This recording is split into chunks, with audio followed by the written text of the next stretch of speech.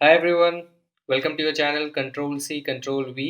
इस वीडियो में हम द फन दे हैड की स्पीकिंग एंड राइटिंग एक्सरसाइजेस करेंगे। अगर आपने इस चैप्टर का थिंकिंग अबाउट लैंग्वेज का वीडियो नहीं देखा है तो आपके टॉप राइट कॉर्नर में इसका लिंक है, उसे क्लिक करें और ज़रूर देखें।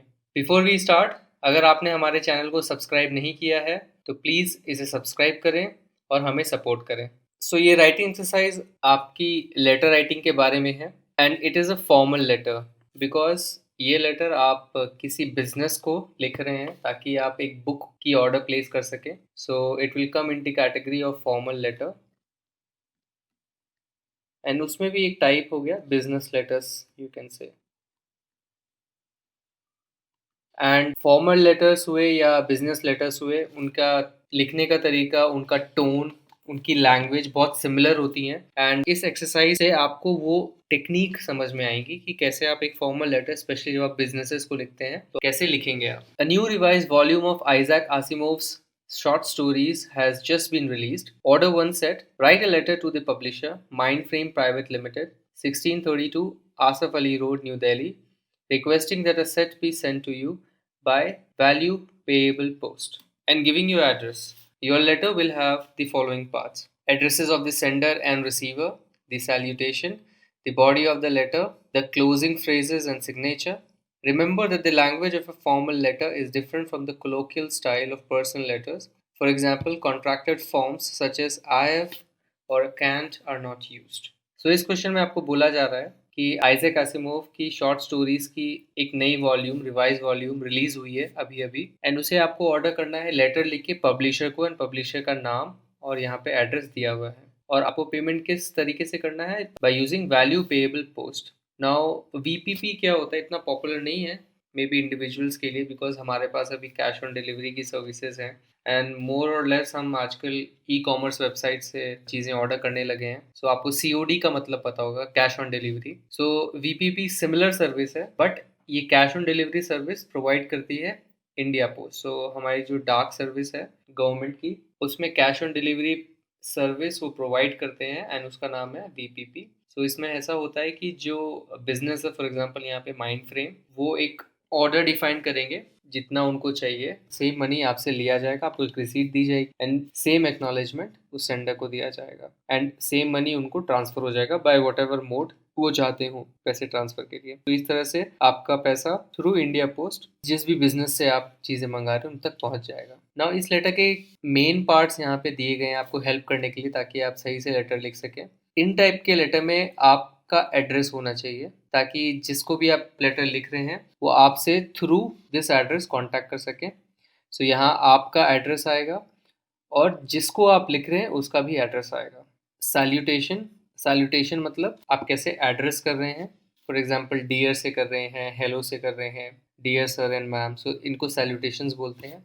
एंड फॉर्मल लेटर्स में आप डियर का इस्तेमाल करते हैं and then followed by person's name. And in this case जब भी आप किसी बिजनेस को लेटर लिख रहे हैं, यहाँ पे आप माइंड फ्रेम प्राइवेट लिमिटेड को लिख रहे हैं, सो आपको पता नहीं है कि ये पर्टिकुलर लेटर कौन डील करेगा। It can be a man, it can be a woman.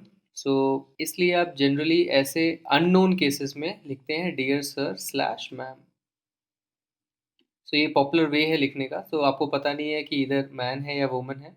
सो अगर आपको पता है कि हाँ वो वुमन ही है, if you know, for example आप पहले भी ऑर्डर कर चुके हैं तो आपको पता है पक्के से कि वहाँ पे एक लेडी है जो ये हैंडल करती है, तो आप लिख सकते हैं डियर मैम। अगर आपको उनका नाम भी पता है तो आप उनका नाम लिख सकते हैं by using Miss, M S, और अगर कोई मैन है तो mister. So this will make it a formal one and इस तरह से आप सैल्यूटेशन दे सकते हैं। Body of the letter, body of the letter मतलब ये जो आपका मेन कंटेंट है जिसमें आप डिस्क्राइब करेंगे कि आपने वो लेटर क्यों लिखा है and what do you want.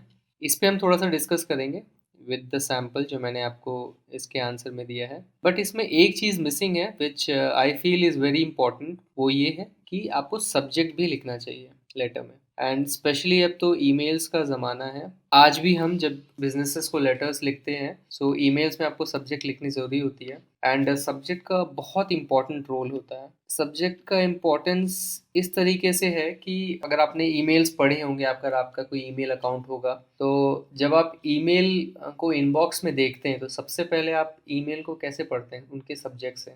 And आप इमेजिन कीजिए अगर आप बड़ी सी पब्लिशिंग हाउस है माइंड फ्रेम जैसी, तो आपके पास डेली बेसिस पे थाउजेंड्स ऑफ ईमेल्स भी आ सकते हैं। एंड अगर आप किसी कंपनी में भी काम करेंगे तो आपके डेली बेसिस पे 100 ईमेल्स बहुत ही कॉमन सी बात है। एंड 100 ईमेल्स को जनरली लोग पढ़ते नहीं हैं, बिकॉज वो सबसे पहले क्या देखते हैं, सब्जेक्ट। एंड सब्जेक्ट अगर उनके लिए रेलेवेंट हुआ तो पढ़ते हैं, नहीं तो या तो वो ट्रैश में जाता है या तो वो अनरेड पढ़ा रहता है। सो इसीलिए आपको सब्जेक्ट बहुत अच्छे से लिखना है, ताकि जिसको भी आप लेटर लिख रहे हैं आपको अज्यूम करना उसके पास समय बहुत कम है, एंड सब्जेक्ट देख के आपकी इंपॉर्टेंस क्लियर हो जानी चाहिए कि आप क्यों वो पर्टिकुलर लेटर या ईमेल लिख रहे हैं। सो ऑब्वियसली आप जो ये स्किल सीख रहे हैं लेटर राइटिंग की, वो आपको फर्दर आगे जाके ईमेल राइटिंग की स्किल डेवलप करने में हेल्प करेंगी। ईमेल और लेटर में कोई खास फर्क नहीं होता in terms of format. So don't think कि ये आपके लिए यूजलेस है, आप लेटर कभी नहीं लिखेंगे, don't think like that. Letter की जगह आप ईमेल्स लिखेंगे। And then closing phrases and signature. So closing phrases में आप एंड में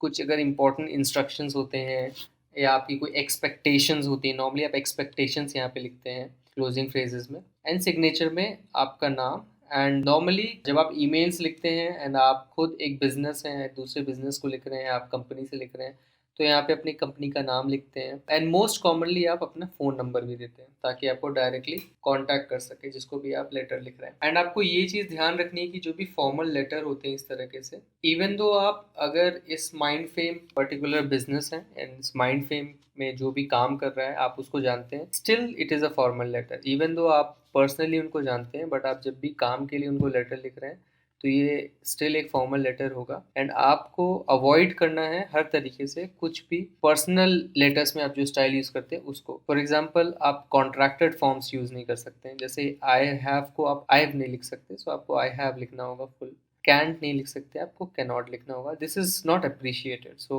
इस तरह के जो कॉन्ट्रैक्टेड फॉर्म्स है ये अप्रिशिएट नहीं किए जाते हैं फॉर्मल लेटर्स में। एंड स्पेशली अगर आप एग्जाम्स में लिख रहे हैं तो आपके मार्क्स कट होंगे डेफिनेटली। एंड कोलोकियल स्टाइल का मतलब ये है कि जो आप डेली बेसिस पे जो आप लैंग्वेज यूज़ करते हैं, तो इट्स पॉसिबल आप LOL यूज़ करते हैं, इस तरह की लैंग्वेज यूज़ करते हैं जो आप अपने व्हाट्सएप या शॉर्ट मैसेजिंग सर्विसेज में यूज़ करते हैं। तो इस तरह के जो वर्ड्स हैं जिनको नॉर्मली हम स्लैंग भी बोलते हैं, तो उनका कभी भी आपको इस्तेमाल नहीं करना है इन लेटर्स में, because first it is not formal, secondly कुछ चीज़ें ऑफेंसिव भी हो सकती हैं। तो इस पर्टिकुलर लेटर राइटिंग के फॉर्मेट को, इसके एक एग्जाम्पल से आपको और ज़्यादा समझ में आएगा, तो उसको डिस्कस करते हैं। सो आपका लेटर सबसे पहले आपके एड्रेस के साथ स्टार्ट होगा। So this is your address section, and यहाँ पे आप डेट भी लिखेंगे कि कब आपने ये लेटर लिखी है। तो उसको क्लियर हो जाएगा कि आपने कभी लेटर लिखा था एंड उसको कब रिसीव हो रहा था, तो कितना डिले है आपके लिखने में और उनके रिसीव होने में। ये आपका एड्रेस इसलिए ताकि वो आपको फर्दर कांटेक्ट कर सकें। एंड जनरली जब भी आप बिजनेसेस को एड्रेस करते हैं in your letters, so you always use this M/S। It is short form of messrs.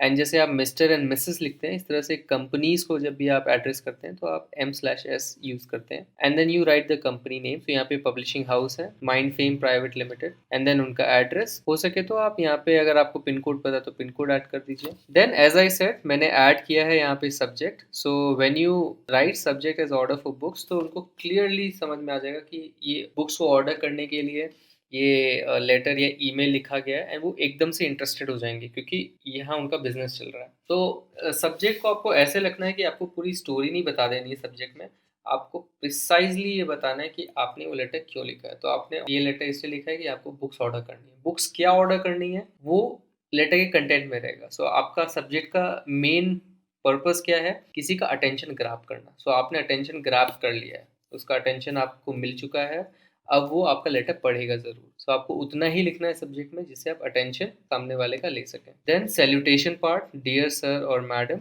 Then you will write कि आप ये लेटर क्यों लिख रहे हैं। एंड आपको स्टोरीज लिखने की कोई जरूरत नहीं है इन फॉर्मल लेटर्स में, आपको टू द पॉइंट बातें करनी है, बिकॉज किसी के पास भी समय नहीं होता है आपकी स्टोरी सुनने का। सिंपली आप टू द पॉइंट यहाँ स्टार्ट कीजिए। I came to know that in May a revised volume of short stories by Isaac Asimov has been released by a publishing house. तो आप यहाँ बता रहे हैं कि मई में ही एक रिवाइज वॉल्यूम रिलीज हुई है आसिमोव की शॉर्ट स्टोरीज की, आपके ही पब्लिशिंग हाउस के द्वारा। सो आपने ये इतना क्यों लिखा है कि ये आपसे क्वेश्चन में पूछा जा रहा है। सो ये आपको लिखना पड़ेगा, बैकग्राउंड देना पड़ेगा little bit. Then you are saying I would like to order the same, मुझे ये ऑर्डर करना है, please find the details of the order below. And इस तरह के ऑर्डर वाले क्वेश्चंस में आपको यही फॉर्मेट यूज़ करना है। इस तरह से आप लिखेंगे कि मेरे ऑर्डर का डिटेल्स नीचे है एंड बहुत ही एक्सप्लिसिटली या तो टेबल के फॉर्म में या तो इस तरह से एक स्पेस दे के आपको अपनी ऑर्डर की डिटेल्स लिखनी है। सो यहाँ पे तो अभी आपको सिर्फ एक ही सेट मंगाना था।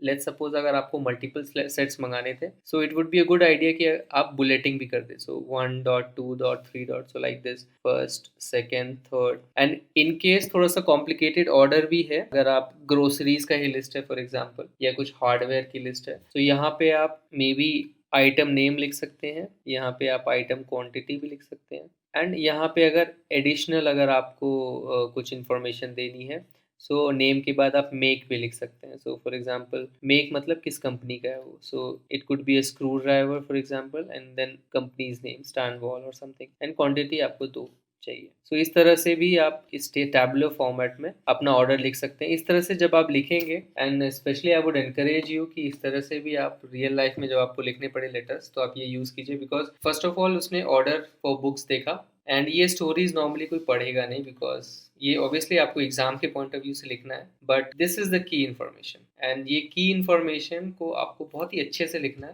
ताकि आपके ऑर्डर में कोई गड़बड़ी ना हो पाए। एंड सामने वाले के पास टाइम भी कम है, तो आपका क्लीन फॉर्मेट में अगर आप चीज़ें लिखेंगे तो उसको तुरंत रजिस्टर हो जाएगा कि आपको क्या देना है।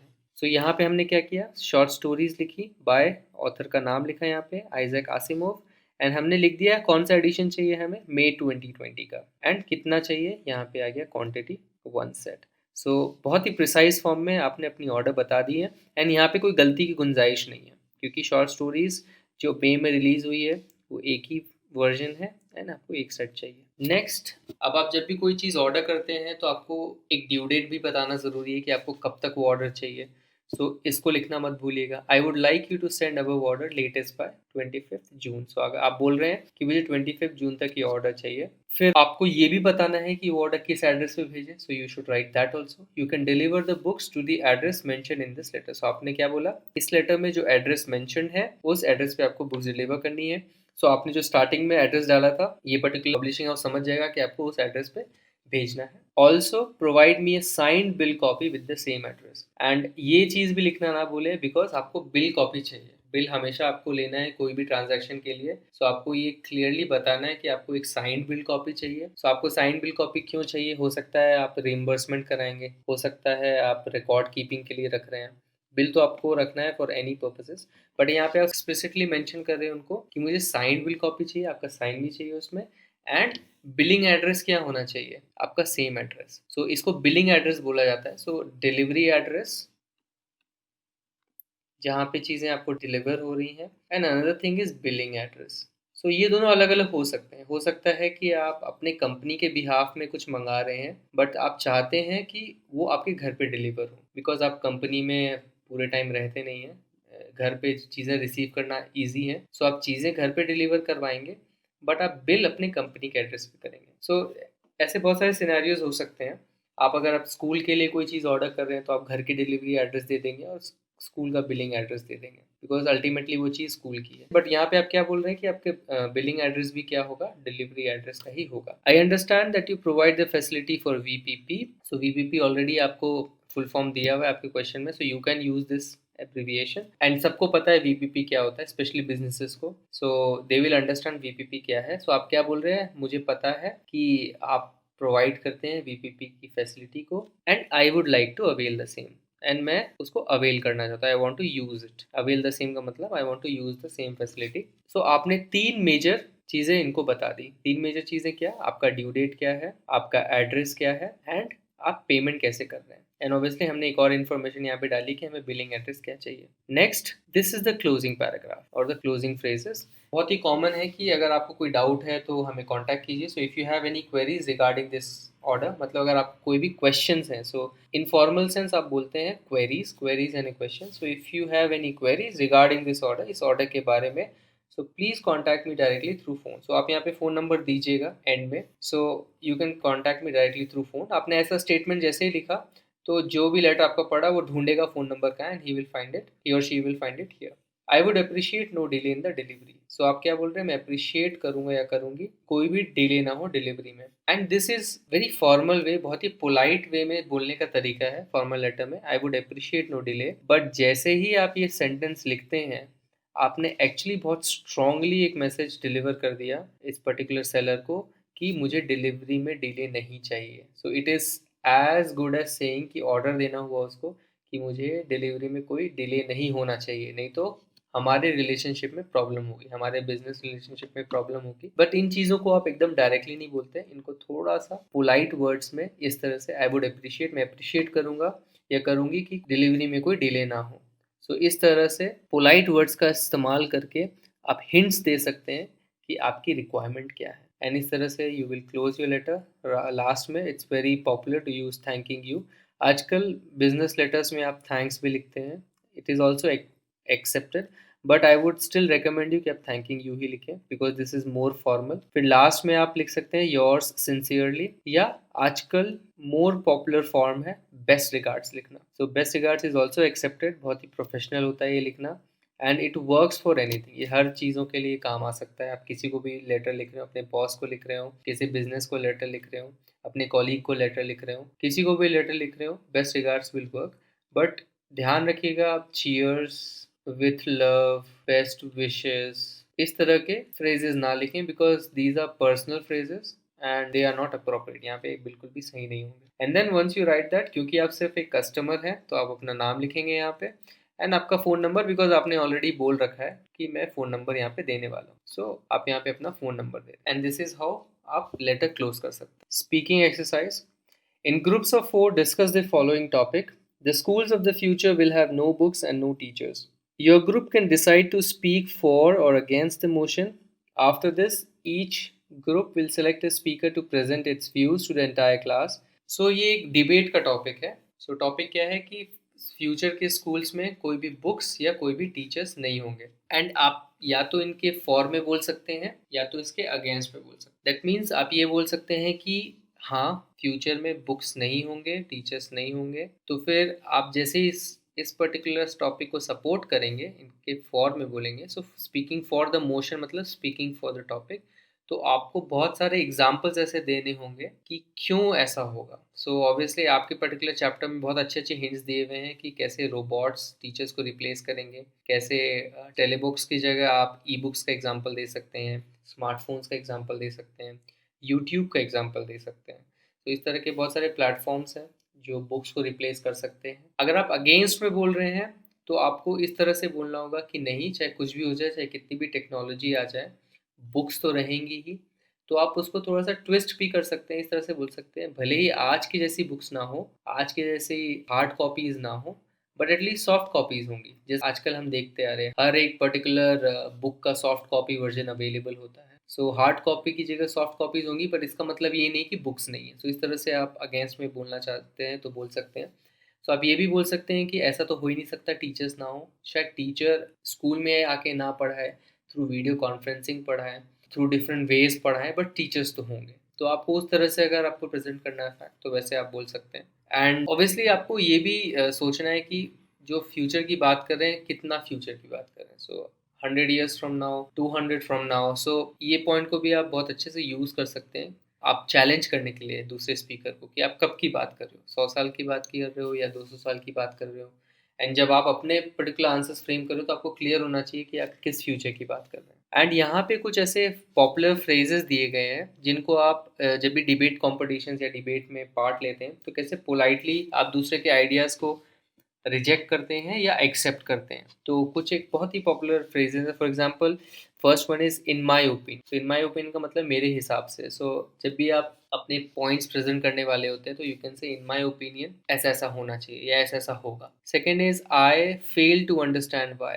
सो अगर मान लीजिए आपके ओपोनेंट ने, जो आपके ऑपोजिट टीम में है, वो कुछ प्रेजेंट कर रहा है आर्ग्यूमेंट्स, एंड अगर आप उसके आर्ग्यूमेंट को चैलेंज करना चाहते हैं, आप बोलना चाहते हैं कि मैं समझ नहीं पा रहा हूँ कि ऐसा आप क्यों बोल रहे हैं, बिकॉज मुझे तो ऐसा लगता है कि ऐसा होगा। सो आई फेल टू अंडरस्टैंड वाई। ये इस तरह से आप स्टार्ट कर सकते हैं अपना सेंटेंस। I fail to understand why you think there will be no teachers, because ultimately in one way or another someone has to teach. So इस तरह से आप प्रेजेंट कर रहे हैं अपना point. Third is I wholeheartedly support or oppose the view that. So अगर आप अपोज करने के लिए स्टेटमेंट यूज कर रहे हैं, I wholeheartedly oppose the view, so it is like बहुत ही sarcastic वे में आप बोल रहे हैं कि हाँ मैं पूरे दिल से अपोज कर रहा हूँ, सो थोड़ा सा कॉमिकल सेंस भी आएगा, काफी अच्छा इफेक्ट हो सकता है अगर आप इस तरह से बोले sentences. Similarly at the outset let me say, so at the outset मतलब स्टार्टिंग में, सो जनरली लोग बोलते हैं in the beginning I want to say, so ये बेटर फ्रेज है, at the outset let me say. तो इसका मतलब आप कुछ बैकग्राउंड सेट करना चाहते हैं कि मैं स्टार्टिंग में आपको बताना चाहता हूँ कि मैं किस बारे में, किस कॉन्टेक्स्ट में बातें कर रहा हूँ। So at the outset let me say I am going to talk about schools of the future 100 years from now. So मैं आपको बताना चाहता हूँ कि मैं फ्यूचर की बात कर रहा हूँ, लेकिन 100 साल आगे तक, बस, और ज़्यादा आगे नहीं। I would like to raise the issue of और आर्ग्यू अगेंस्ट। तो जब भी आप किसी के पॉइंट्स को नेगेट करें तो इस तरह से आप बोल सकते हैं।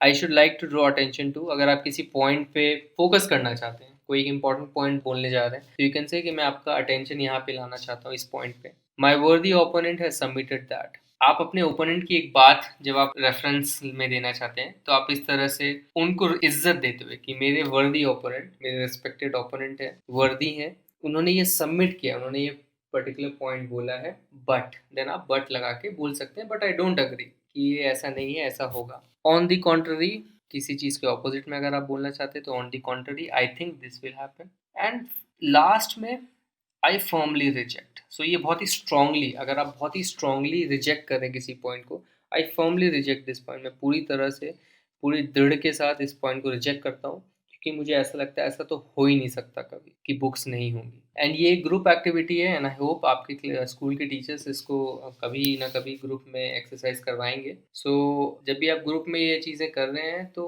आपको मिल के पॉइंट्स फॉर या अगेंस्ट में लिखने हैं, and then there would be one speaker जो इन पॉइंट्स को प्रेजेंट करेगा। सो मैं आपको एनकरेज करता हूँ कि आप वॉलेंटियर करें बोलने के लिए, बिकॉज स्पीकिंग ऐसी स्किल है जो आपको लाइफ में हर जगह काम आएगी। सो ऐसा नहीं है कि आप बिना बोले इस दुनिया में रह सकते हैं, आपको कहीं ना कहीं बोलना तो पड़ेगा ही। एंड इट्स बेटर कि आप स्पीकिंग स्किल को सुधारते रहें, बिकॉज ये आपकी बहुत अच्छी टूल है, बहुत अच्छी स्किल है, जो इरेस्पेक्टिव ऑफ किस फील्ड में है वो आपको काम आएगी। सो आपकी कन्विंसिंग पावर, स्पेशली ये जो एक्सरसाइज है, it is all about convincing power. So आप किसी को कम्प्लीटली फेवर में ले सकते हैं, एंड हो सकता है कि पूरी दुनिया आपके अगेंस्ट है, बट आपने इतना अच्छा प्रेजेंट किया आर्ग्यूमेंट कि आपकी पूरी दुनिया जो अगेंस्ट थी आपके साथ हो गई। सो स्पीकिंग स्किल ऐसी स्किल है जो आपके लिए कम्प्लीटली फेट चेंज कर सकती है। एंड स्कूल ऐसा सेटअप है, इंटरनल सेटअप है, आपके ही दोस्त हैं, आपके ही क्लासमेट्स हैं, आपके ही टीचर्स हैं, तो उनके सामने खूब सारी गलतियां कीजिए, वो आपकी सुधारेंगे, एक दो लोग हंसेंगे भी, डोंट वरी, क्योंकि परफेक्शन के लिए एक फॉर्मूला होता है 1000 मिस्टेक्स का। तो दैट इज, कोई भी पर्सन परफेक्शन तक जाने से पहले 1000 मिस्टेक्स करता है। एंड इसका मतलब क्या है कि आप जितनी जल्दी और जितनी ज़्यादा मिस्टेक्स करेंगे ताकि आपके 1000 मिस्टेक्स कंप्लीट हो जाएं, तब आप उतनी ही जल्दी परफेक्शन रीच कर पाएंगे। So do as many mistakes, जितनी मिस्टेक्स हो सकती हैं।